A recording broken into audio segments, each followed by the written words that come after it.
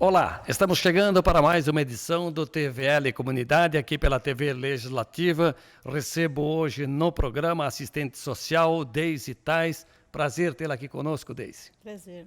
Então, vamos falar um pouquinho sobre o atendimento psicológico que o município de Blumenau está disponibilizando em meio a essa pandemia. Imagino que muita gente precisa desse tipo de atendimento, né, Deise? Sim, com certeza, né?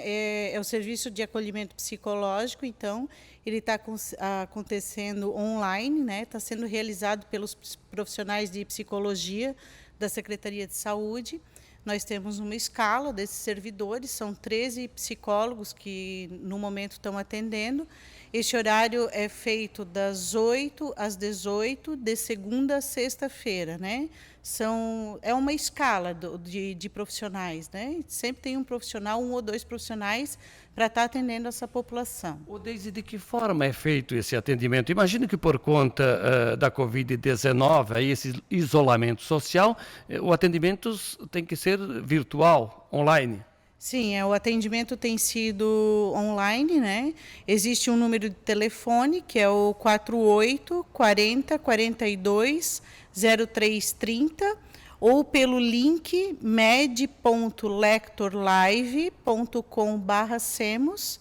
E esses, aí como é online, né? Pode ser tanto por chamada de vídeo, como por áudio também, né?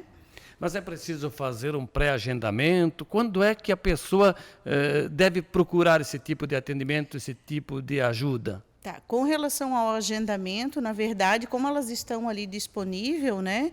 Sempre a pessoa que ligar já vai ser atendida. O que pode acontecer, de repente, é que ela está atendendo alguém e daí acaba aguardando um pouquinho. Às vezes pode ser que demore, mas a pessoa não deve deixar de tentar mais tarde ou de insistir, porque é um serviço que está aí disponível, né, para toda a população.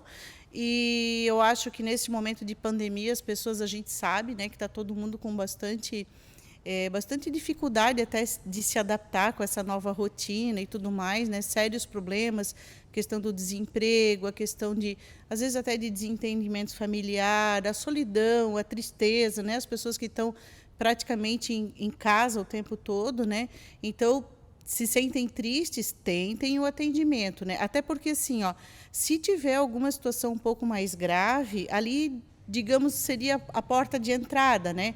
Obviamente que todas as unidades de saúde estão funcionando, a gente também tem o serviço de psicologia nos serviços da saúde, né? Porém, eu acho que ali acaba sendo um acesso mais seguro nesse momento, né, pelo fato de ser online. E se for alguma situação mais complexa, com certeza os profissionais que atenderem ali vão saber dar os devidos encaminhamentos. Mas o que está apresentando sintomas a ponto de buscar um serviço de atendimento psicológico? É o isolamento social, a quarentena prolongada, ou a situação no geral do dia a dia das pessoas? Eu acredito que é um conjunto de tudo isso que tu falou, né? Na verdade, a questão de estar no isolamento social, ou mesmo quem está trabalhando, que sai diariamente, mas assim, a rotina mudou completamente, né? Pessoas que têm filhos em idade escolar estão tendo que dar conta também dessas crianças em casa, de estar dando assistência, de estar dando orientação para eles, né? Então, eu acho que mudou a rotina de todas as pessoas, né? A questão econômica também a gente sabe que foi afetada, muitas pessoas acabaram perdendo seus empregos, né? E aí é um processo, né? Digamos assim, os idosos, por exemplo, eu imagino que devam ainda estar um pouco mais afetados, tão tristes, né? Porque estão isolados e os filhos também não podem fazer visitas, até por uma questão de proteção a eles mesmo, né? Então, sentem saudade, né, do convívio. Eu acho que até a gente, assim, o fato, como eu falei, a gente sai para trabalhar, tudo bem, já é um movimento, mas de final de semana que a gente tinha o hábito, né, as pessoas que têm o hábito de se reunir com amigos, com familiares, então tudo isso já fazem praticamente 6 meses que não acontece mais, é muito tempo, E né? você lembra bem, Deise, a questão dos avós nesse distanciamento dos netos, né? Essa é uma relação muito afetiva, e aí quando você isola o senhor, a senhora de cabelos brancos do netinho, da netinha, É difícil para lidar diante dessa situação. Com certeza. Eu imagino que eles estejam sofrendo muito.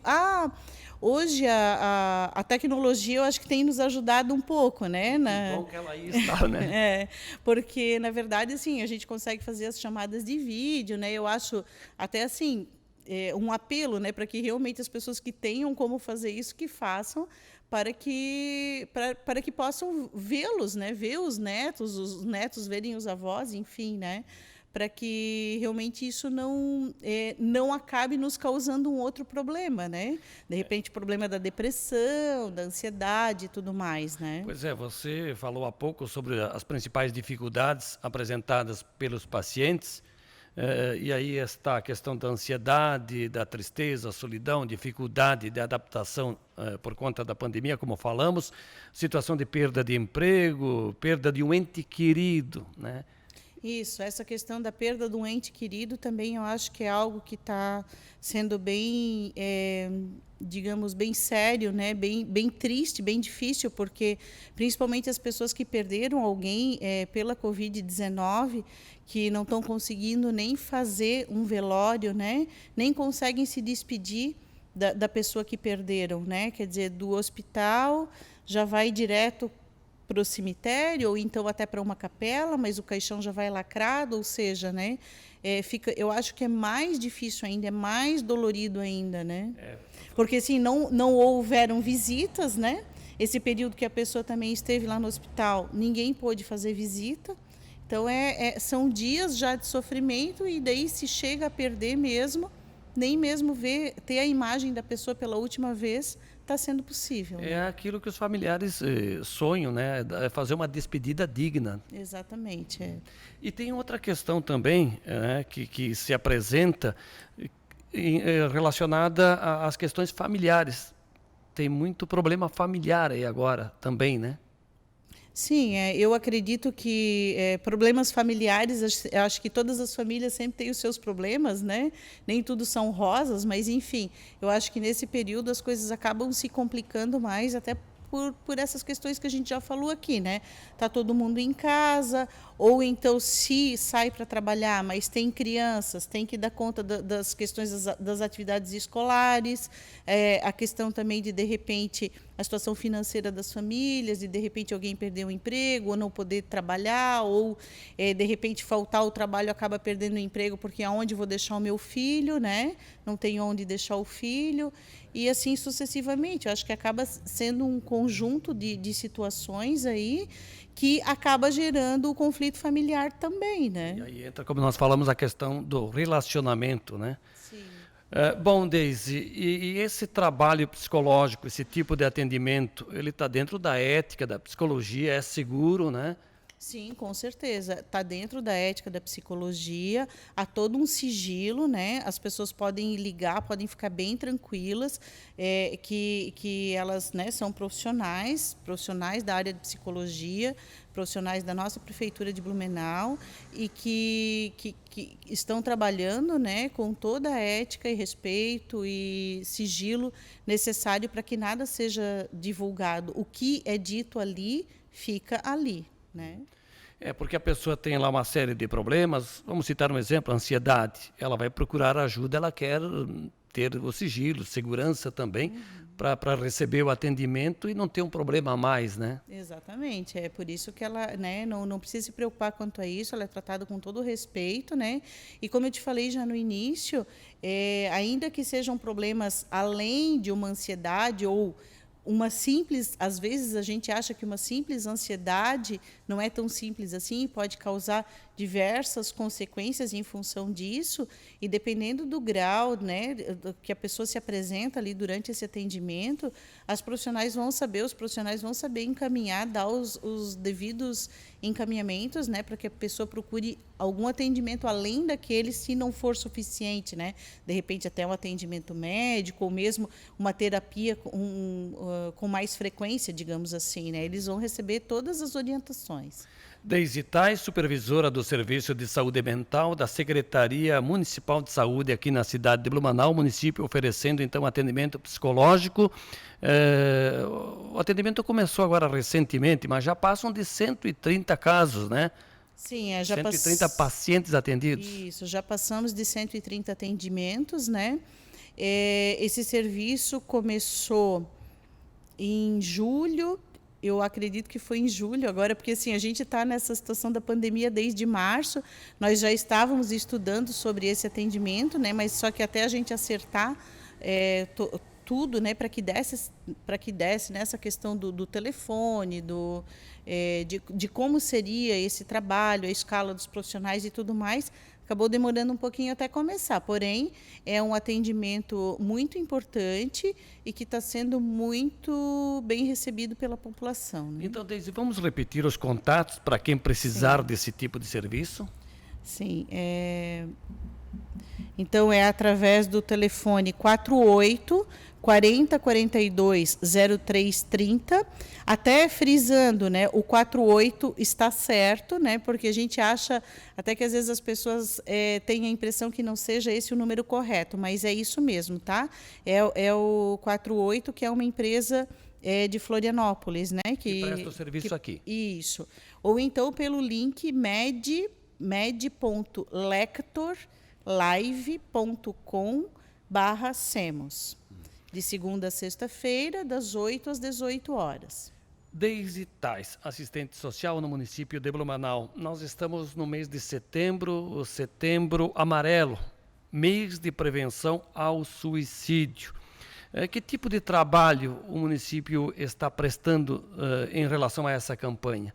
Porque ficou difícil também desenvolver ações como eram desenvolvidas nos anos anteriores. Esse ano a gente teve que mudar o formato, digamos assim, das atividades do Setembro Amarelo, né? Na semana passada, dia 10, que é o Dia Mundial de Prevenção ao Suicídio, nós oferecemos aos servidores da saúde, da Secretaria de Saúde de Blumenau, uma capacitação online também, né, onde tivemos a apresentação e lançamento de um vídeo construído pela equipe do Centro de Atenção Psicossocial Infanto-Juvenil, o CAPS Infantil, né? E depois disso também tivemos uma conversa com o nosso psicólogo também, que trabalha no CAPS 2, o Josué, que fez toda uma abordagem em torno dessa questão do suicídio, da importância, né, de a gente prestar atenção. Às vezes, pequenos sinais são grandes problemas que as pessoas estão apresentando. Então, assim, a gente sabe que essa questão do suicídio ainda é um tabu, né, mas para a gente prestar atenção, né, nos sinais que muitas vezes os nossos familiares, nossos amigos nos dão, e falar sobre o assunto, né? A gente sempre acha que o melhor é não falar, para não dar ideias e tudo mais, mas não. É o contrário, a gente tem que falar sim, para que a pessoa que de repente esteja pensando em tirar a sua vida, né, tenha a coragem de poder se abrir com alguém, falar, para que dê tempo de pedir socorro e que a gente possa socorrê-la, né? Há 3 anos, o município de Blumenau conta com a lei municipal que institui e inclui no calendário oficial de eventos o Setembro Amarelo, uma lei que foi aprovada, inclusive, aqui pelo Legislativo blumenauense. E nós temos outras modalidades também que acontecem neste mês, tudo de prevenção, de ação, como é o Setembro Vermelho, né, que é das doenças do coração, o Setembro Verde, que trata da doação de órgãos. Então, é tudo para conscientizar, trabalhar na prevenção, né? Sim. E o Setembro Amarelo, então, através dessa lei também, onde está descrito ali, assim, as pessoas que conseguirem, né, de repente, usarem a cor amarela durante esse mês, decorar, de repente, o seu local de trabalho, né? Temos a fitinha amarela, que é o que representa o Setembro Amarelo. Essa fita amarela vem de uma história que aconteceu em 1994, quando um jovem de 17 anos se suicidou nos Estados Unidos, né? E no velório dele, os pais e amigos disponibilizaram uma cesta com cartõezinhos, né? E nesses cartõezinhos tinha uma fitinha amarela. E lá estava escrito, né? Que quando precisar, se você precisar, peça ajuda. Então, desde ali, isso foi o estopim, digamos, para começar essa campanha de prevenção, né? E justamente pela fitinha amarela, porque esse jovem ele tinha um carro, um Mustang amarelo, por isso escolheram a cor amarela. Às vezes a gente não sabe a história, né?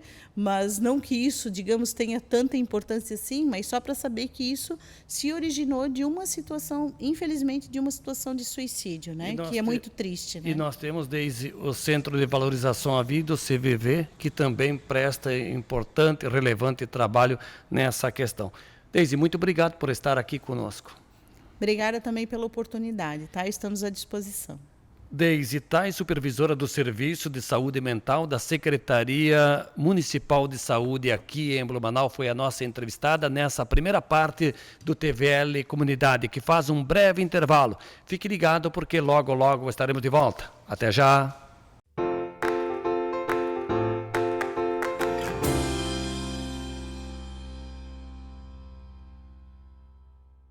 É da nossa tradição essa vontade de fazer acontecer. Todos os dias, todas as horas, conseguimos fazer da tristeza a nossa superação, das conquistas o nosso objetivo. A Câmara Municipal faz parte dessa história, na fiscalização e na promoção de um debate contínuo com a nossa sociedade. Acompanhe as atividades do Legislativo no site e exerça hoje e sempre sua cidadania. Câmara Municipal de Blumenau, fazendo parte dessa história.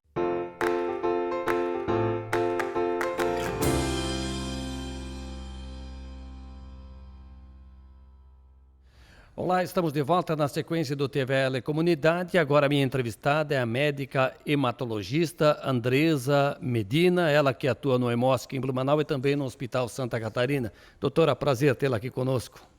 Prazer, obrigada pelo convite. Bom, a hematologia trata do estudo do sangue, né? Doenças e tratamentos. Sim, isso mesmo. O hematologista tem a função de tratar as doenças do sangue que possam, benignas ou malignas, que possam acometer as pessoas. E quais são as principais doenças do sangue? A gente divide as doenças do sangue em dois grandes grupos. As doenças benignas, e das doenças benignas, a principal representante são as anemias, que podem ser de diferentes tipos e diferentes causas. E das doenças malignas, nós temos os linfomas, as leucemias, que são as doenças que mais acometem os pacientes oncohematológicos, com tumores do sangue. Quando é que a pessoa, paciente, deve procurar um especialista, um hematologista? A gente orienta os pacientes a procurarem os hematologistas sempre que tiverem alguma alteração no seu exame de sangue, no seu hemograma, que é o principal exame realizado no mundo, independente da especialidade. Todas as especialidades acabam solicitando um hemograma, em que a gente vê a questão da anemia, dos glóbulos brancos, das células de coagulação, que são as plaquetas, ou quando o paciente começa a apresentar alguns sintomas que são diferentes do habitual, como, por exemplo, a presença de gânglios, de ínguas, que não desincham, que perduram por um tempo um pouco mais prolongado, febre de origem inexplicada, suores noturnos, dores ósseas que às vezes não são explicadas por questões ortopédicas. Então tem uma gama de sintomas que podem levar ao hematologista. Pois é, a doença que mais preocupa é o câncer, né? E aí não é diferente o câncer de sangue, o chamado linfoma, né? Sim, na verdade existem vários tumores hematológicos, que é um tipo de câncer no sangue, né? Então nós temos as leucemias, que é um câncer da medula óssea. Nós temos os linfomas, que é um tipo de câncer das ínguas, dos linfonodos. Nós temos o mieloma múltiplo, também, que é um tipo de câncer um pouco diferente de explicar, mas que é um tipo de câncer do sangue. Entre outras doenças mais raras do sangue, malignas, que a gente trata também. A leucemia parece uma doença, digamos, com mais índice atualmente, não?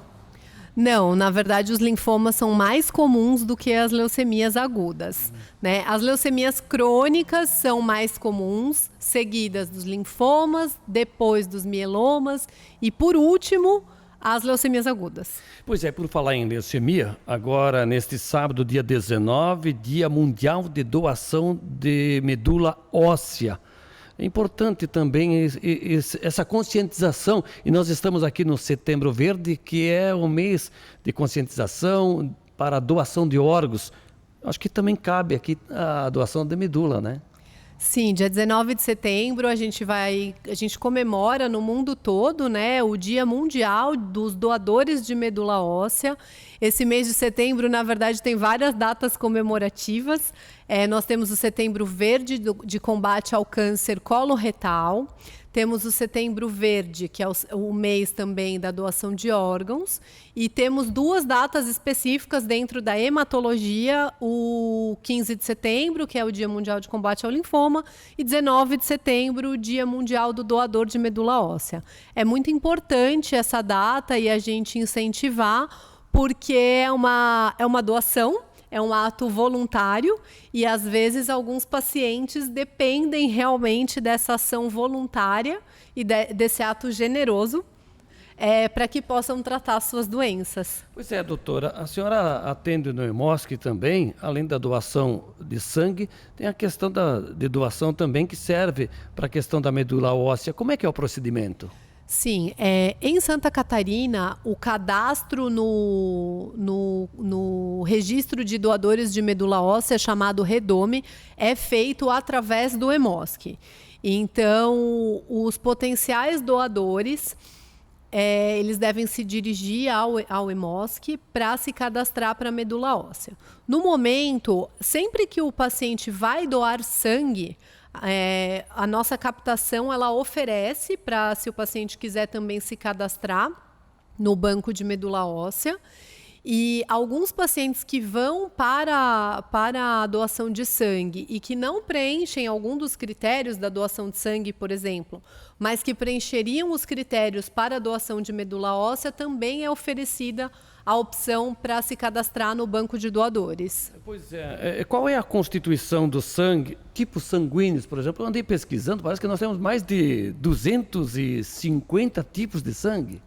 A gente tem vários tipos de sangue, alguns com mais importância clínica, que são os mais conhecidos, que é o que a gente utiliza no dia a dia, o ABO e o RH, que é o principal tipo que a gente pesquisa porque tem uma importância clínica, e existem outros subtipos que têm uma menor importância clínica e por isso que a gente não fala tão habitualmente, mas que na hemoterapia, no banco de sangue, a gente utiliza também esses outros tipos de sangue, às vezes na pesquisa para transfundir uma bolsa compatível, para procurar uma bolsa para um doador específico, que às vezes tem um subtipo um pouco mais raro.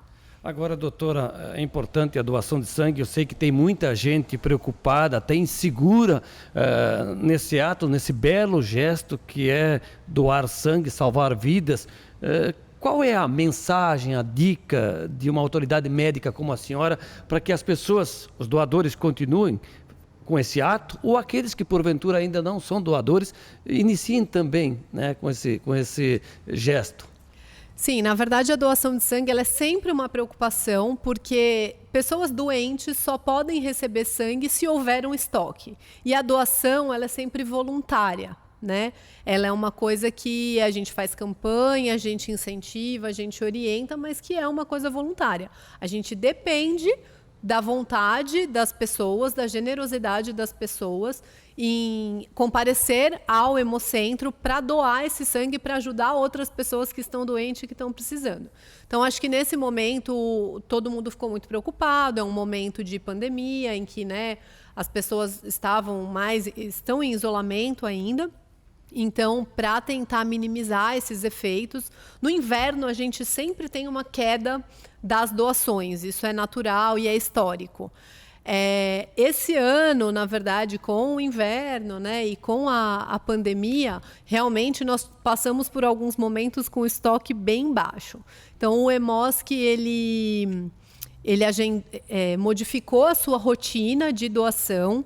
Todos os agendamentos têm sido feitos com horário marcado, então as pessoas podem ligar no EMOSC ou podem entrar no site, fazer o agendamento, ela comparece no horário, o número de doações por hora também diminuiu para a gente manter o distanciamento social, né?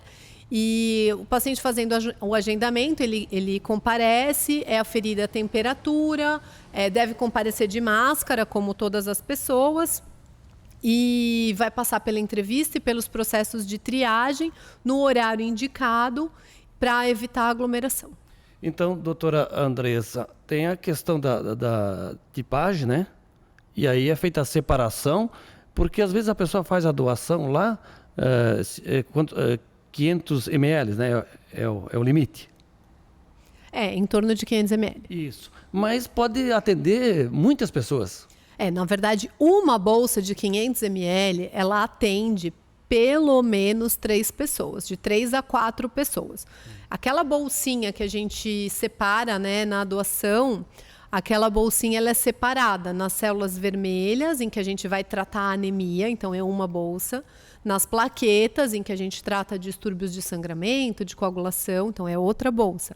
Aí a gente ainda divide o plasma, né, que também é para tratar distúrbios da coagulação, e o crioprecipitado. Então, uma bolsa doada pode atender de 3 a 4 pacientes. Doutora Andressa Medina, médica hematologista, especialista em doenças e tratamento do sangue. Agora, há pouco a gente falava aqui das principais doenças do sangue. Uma doença comum é a anemia, né? Sim, a anemia é uma doença muito comum. É a baixa quantidade de ferro no organismo. Não necessariamente. Não? A baixa quantidade de ferro no organismo é uma das causas de anemia, mas existem diversas outras causas. Tem a questão do ferro baixo e ferro alto, né? Existe. Pois é, e quem tem ferritina alta não pode ser doador do tipo compensar para quem tem pouco ferro no organismo? Não pode. A legislação não permite que a gente utilize esse sangue para pacientes, né? E anemia falciforme? Também é um tipo de anemia, né? Anemia falciforme é uma doença genética e uma das manifestações da doença é a anemia, mas não é só essa manifestação. É uma doença crônica, né? Hereditária, e que um dos tratamentos são as transfusões sanguíneas. Bom, então, só para reforçar, quando é que o paciente, uma pessoa, deve procurar um médico, um especialista em hematologia?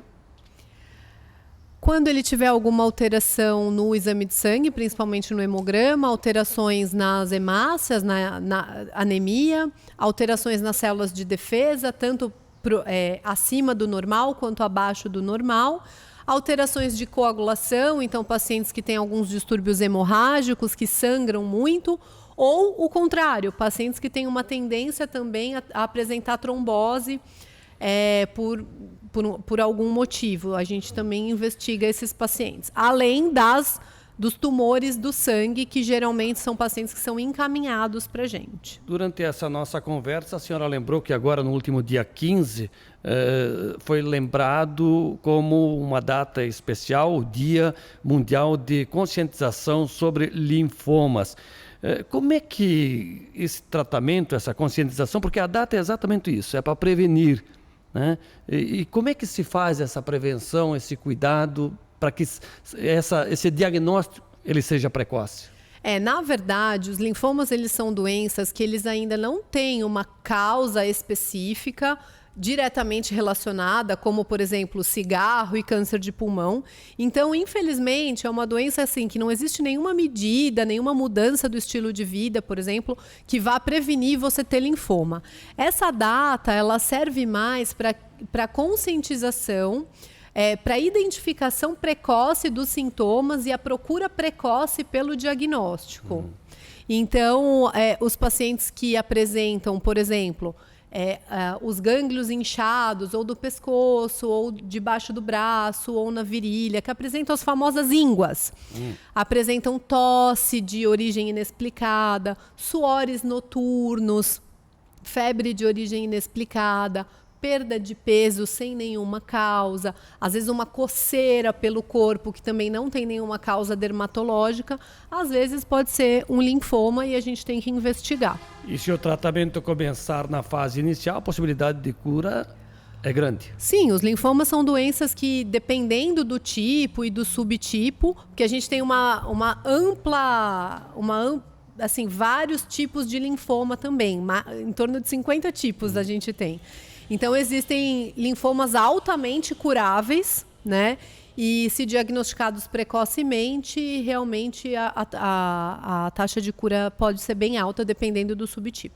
E no dia 19 de setembro, então, o Dia Mundial de Doação de Medula Óssea. Importante também esse gesto de doar e de conscientização, né? Sim, esse dia é muito importante. É importante que quem já está cadastrado também atualize o seu cadastro. É só entrar no site do Redome e tem um link lá, atualize seu cadastro, atualize endereço, atualize telefone, porque é muito ruim, tanto para o profissional quanto para o paciente, às vezes encontrar um doador no banco, que é compatível, mas a gente não conseguir encontrar esse doador pelo contato, porque o cadastro está desatualizado, porque o telefone mudou, e no fim, assim, às vezes a pessoa tem alguém no mundo, no Brasil, compatível, mas a gente não consegue encontrar essa pessoa. Doutora, muito obrigado pelos esclarecimentos e pela presença aqui na TVL. Obrigada mais uma vez pelo convite. Andresa Medina, médica hematologista, foi a nossa entrevistada aqui no programa TVL Comunidade. O programa está terminando. Eu te agradeço pela permanência, estar aqui conosco, nos fazendo companhia, e te convido para permanecer acompanhando a programação da TVL. A todos, um grande abraço e até a próxima.